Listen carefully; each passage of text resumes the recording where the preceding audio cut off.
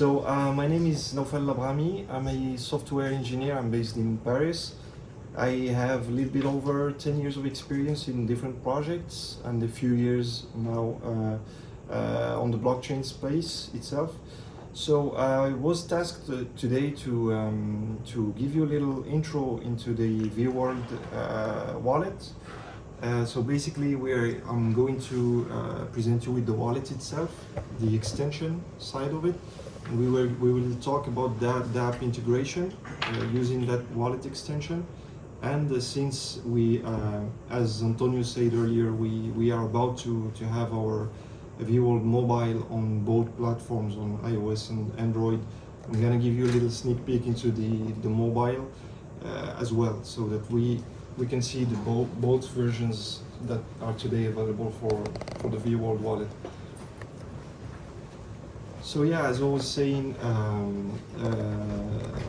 by the way, I've been part of VeChain since October of last year, and I've been part of the team that has been building the 𝗕𝗬𝗠𝗠𝗘 wallet.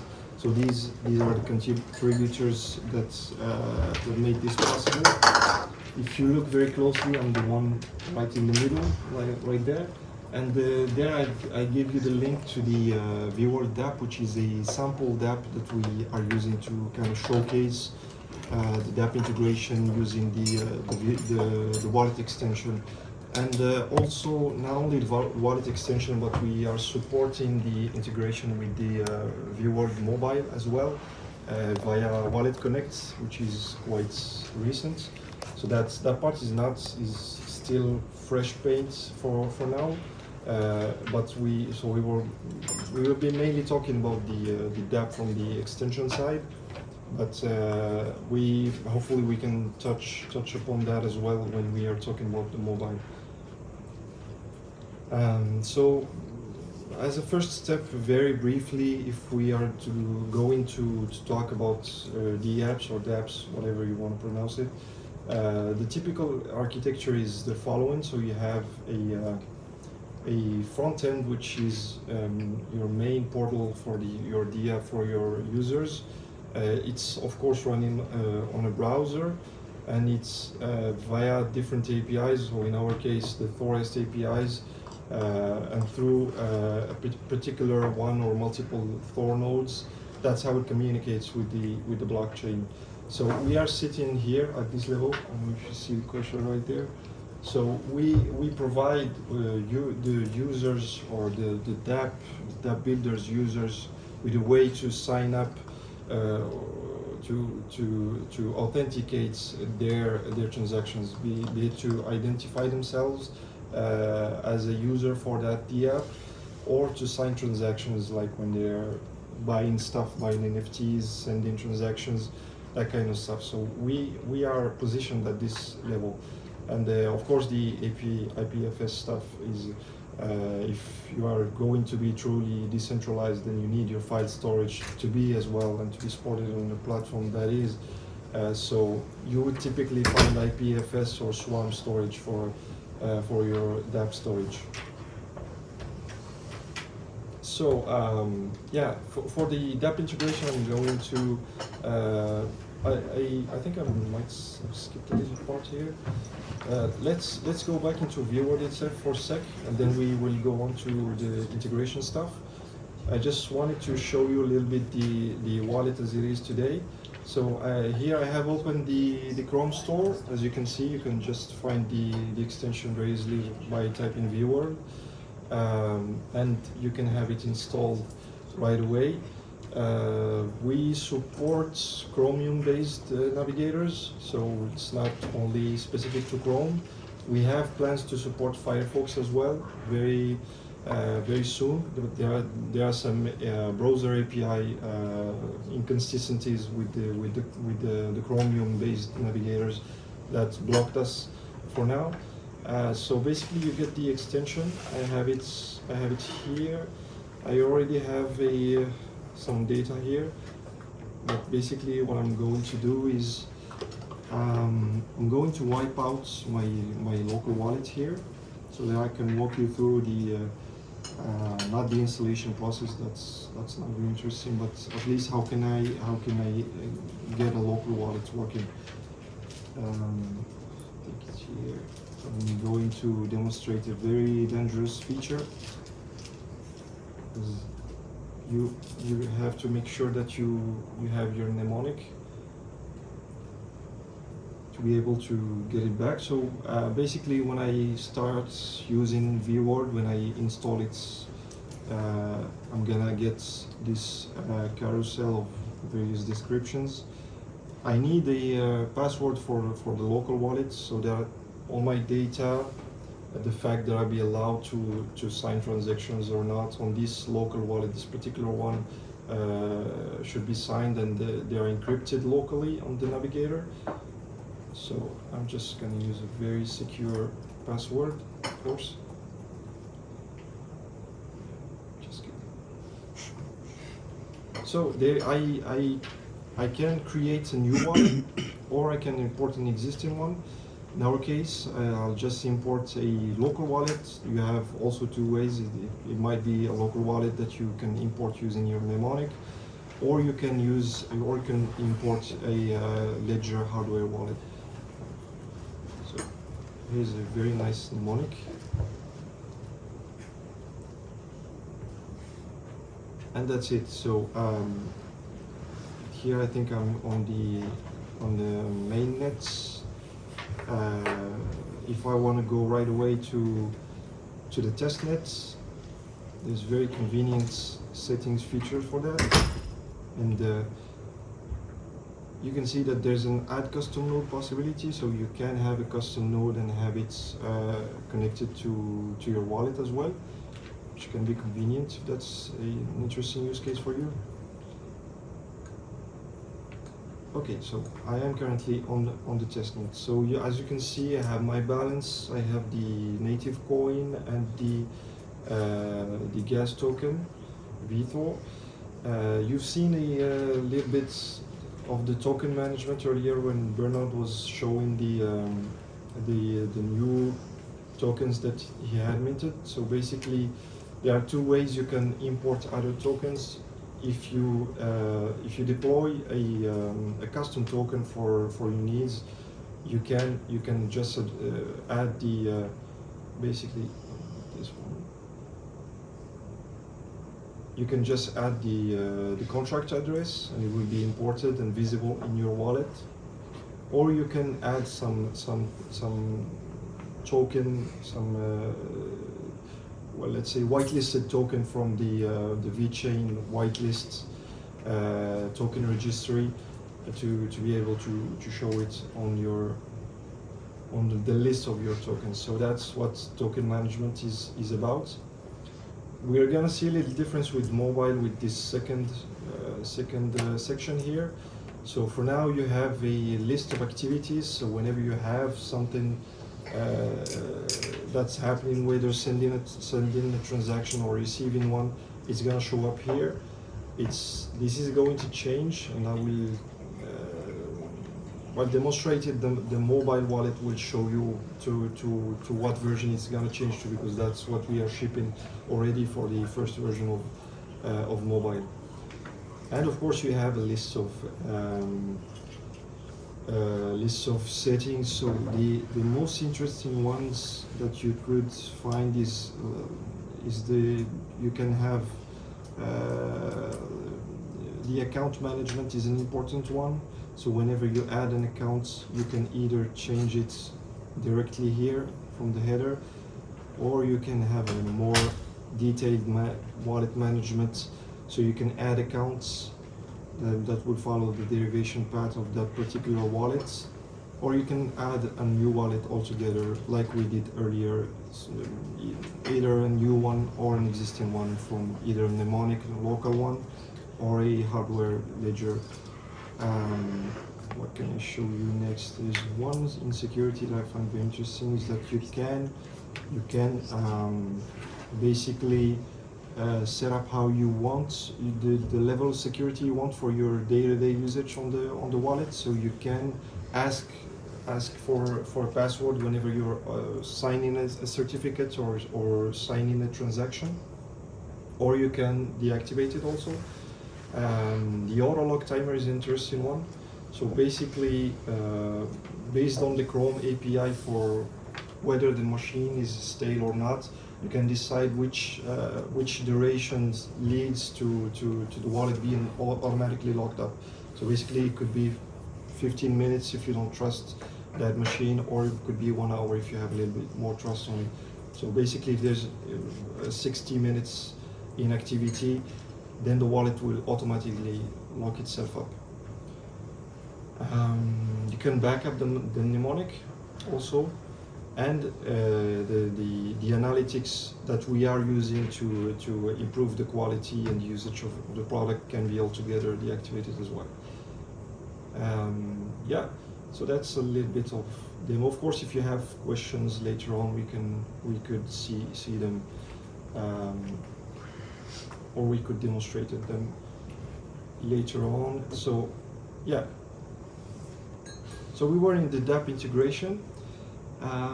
We are going to see a little bit of code. So basically,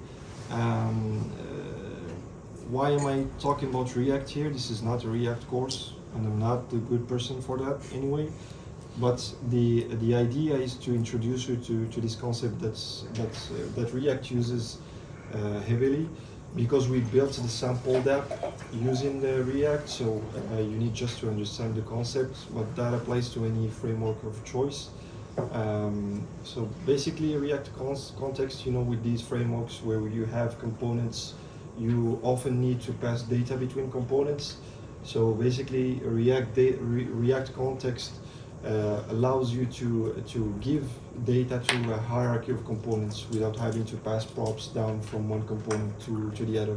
So basically, once you use you wrap a certain number of components or a hierarchy of components inside a context, then you are guaranteed that context, that particular piece of data, is accessible within all the hierarchy that's in the children of that particular context. So having that in mind, let's see some code from our sample DApp that we are using to demonstrate how we could integrate the wallet into dApps on VeChain. So basically, I'm here at the roots of the DApp. So this tracker provider is also a context, but this is more related to styling. So again, not the good guy or right guy to demonstrate to that. But the wallet provider is very interesting. So we can see that everything is wrapped, everything other than style is wrapped inside of it. So if we go inside of that, so basically, what are we doing here?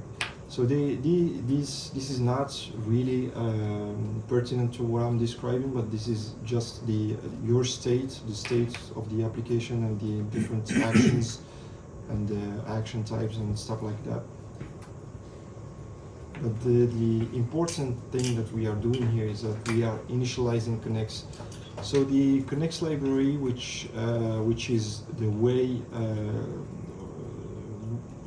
you establish this Web3 connection with the VeChain blockchain, is the main object that we are using for that connection. So here we are using it or initializing it in a use effect hook, and basically we are asking the connect service to initialize the connects objects, and that's what we'll be using throughout whatever operations we are doing in our DApp.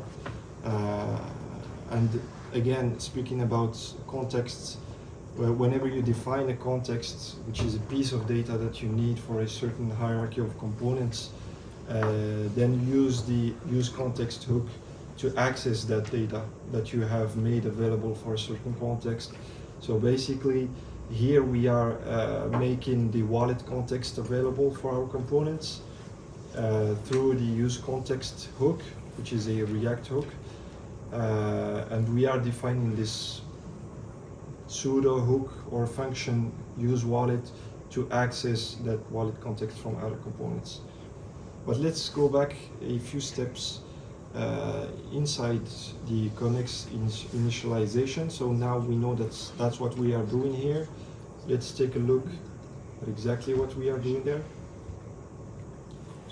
So inside the Connex service, basically we have our Connex objects. The important pieces of data are the network. Which network are you using? Are you on testnet or mainnet? And the accounts. So basically, these are the Connex options that we are initializing our extension with. So we have of course, the node and the network. But this is a very important piece of config or option here. And basically, knowing that Connex was originally built with Sync2 in mind, you have by default it's gonna try to find a wallet source that is Sync2 or Sync1, if you say so. In this case, if you want to make sure to use vWorld as a wallet source, we added, or to work around the limitation of the interface, we added this no extension option, which is not mandatory, but basically when you don't want to use vWorld as an extension or as a wallet for your use case in your dApp, which can be possible since we are supporting both, then you make sure that this is not true. So basically, in this simple example, we are just saying wallet source. If wallet source is Sync2, then no extension. Otherwise, it's going to be extension, basically. So we are going to use vWorld. And here we can see, using the Connex service, how we are going to connect to the wallet. So basically, the initialization of the Connex that we just saw is going to be here. We are going to pass a message, which is in this case an identification message. So again, it's a connect to wallet kind of integration with certain context, content, and we are going to see how that works in the application. But basically, we are displaying this message to you in your vWorld wallet to either accept or decline this connection request. So once we initialize our Connex object with the extension and not with any other possibility like Sync1 or Sync2, then the vWorld wallet will act as a vendor for Connex in that case. So here we are using the vendor, which is basically vWorld, to sign that message. So we are waiting for the cert response, and once the user accepts that request to connect from the dApp to the vWorld wallet, then we will get this response. And this is basically the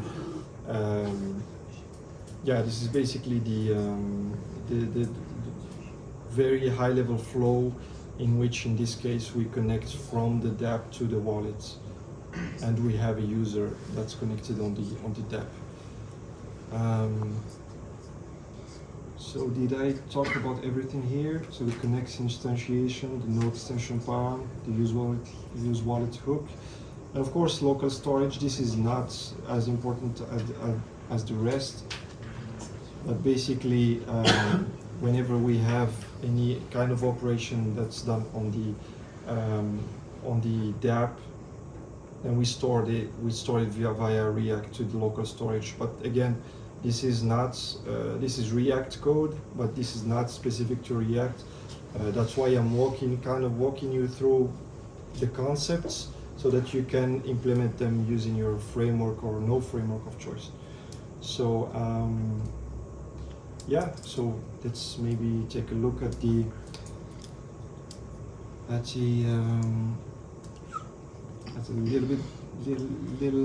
little demo. This is not actually the latest version of the sample dApp, because we are adding the wallet connect stuff to it, so it's not very stable. But I still advise you to go to the GitHub repo and read the documentation, because it's very interesting, and also to submit any kind of issues or questions you would have on it. So this is a local build of a little bit earlier version. So I have a model here that presents me with two options. So I can of course configure the network. I'm going to choose viewer because since that's what we are talking about today. So the extension receives the connection request. So that's what I was demonstrating earlier in terms of in the connect service, the connect to wallet handler. So basically, we receive a request. We could have a logo here if the app is known and is trustworthy. We have the domain from which the request originated, and of course the message that we saw, that this is requesting us to send transactions and our signature on certificates. So once I approve that and I sign, I have to put my password, and now I'm connected to the app, and you can see it clearly here with this account. There's maybe one. It's not that important, but if the account that I'm connected with on the wallet will be the one that's used on the tab, which makes sense. Yeah. But if I am like on the wallet side, if I am on mainnet and I choose a connection that's on testnet, we make sure that we switch you to testnet on the wallet as well, just so you can be on the same network and they're not, doing things on mainnet, knowing or believing that you are on testnet or vice versa. So basically, so this is basically a little bit of a walkthrough the code and the general concepts and the little demo of that. Of course, as I said, you can always refer to the GitHub repo to more detailed documentations if you have issues, if you want to raise bugs, or if you want to make a pull request. That's a public GitHub repo.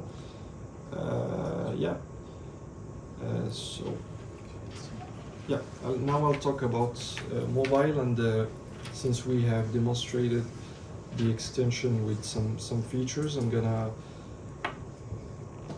gonna demonstrate the mobile app. This is very much sneak preview. Yeah. Sneak preview until next week.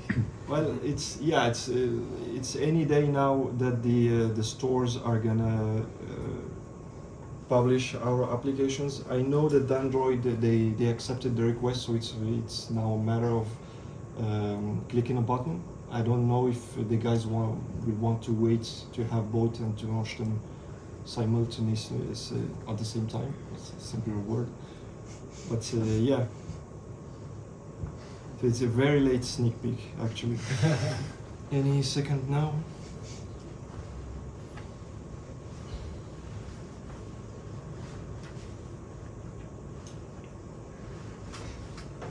Yeah, great.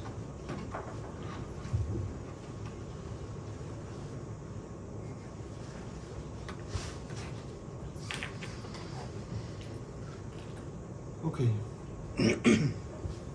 Yeah, so this is one of the latest versions I got from the test flights on iOS. I think there's no need to go through the whole local wallet import thing, but what I want to show you is the differences maybe with the extensions as is, because I know probably many of you have saw the extension wallet already. So the first thing is we have enhanced a little bit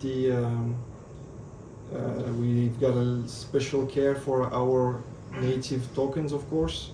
So you can see the overall variations and some descriptions of the token when we are planning to support other tokens as well. The token management is a little bit different, but it's kind of the same in terms of features. So, like this is an interesting one. Find my custom tokens. So basically, on the extension, the way we discover contracts is that you have to submit them, the contract address, and then we can import it for you if it exists. Now I have been involved in another project, which is an indexer of the blockchain data that we are actually using for mobile, and it allows us to do stuff like find my custom tokens. So basically, it's gonna go explore the data that we have indexed from the blockchain, and knowing your address, we can discover for you actual contracts that you have deployed, and then we just show them to you. And to avoid like bad airdrops or spam or stuff like that, we just make sure that you have to vet them first before you add them to your tokens. So we discover them for you, we show them, and then if you want to add them as a token, then you do. So basically this is going to show up here. So this is an example of stuff that's a little bit different. Here, instead of activities, we have the NFTs tab. So there's a little bit of delay here because we have some details to be sorted out. But basically, we have your NFTs here again, discovered automatically and through the data indexation that we do from the blockchain, and almost in near real time. So basically, you have the collection, you have your NFTs. You can send them. You can do whatever you want with them. One interesting thing is that you can hide the collection in case you were airdropped something that's not very good, let's say. So you can always have a list of hidden collections that you don't wanna display necessarily in your NFTs. So these are some of my colleagues' pets. So it looks like this when you have a list of collectibles inside the collection. And actually, the DApp integration side of things is we are working to make it possible to do that via Wallet Connect on the mobile. So that's going to be very interesting as well. Yeah, so that's basically what's some of the, let's say, some killer features that mobile brings that hopefully we are going to catch up soon with on the extension level as well. So yeah, and I think that's it.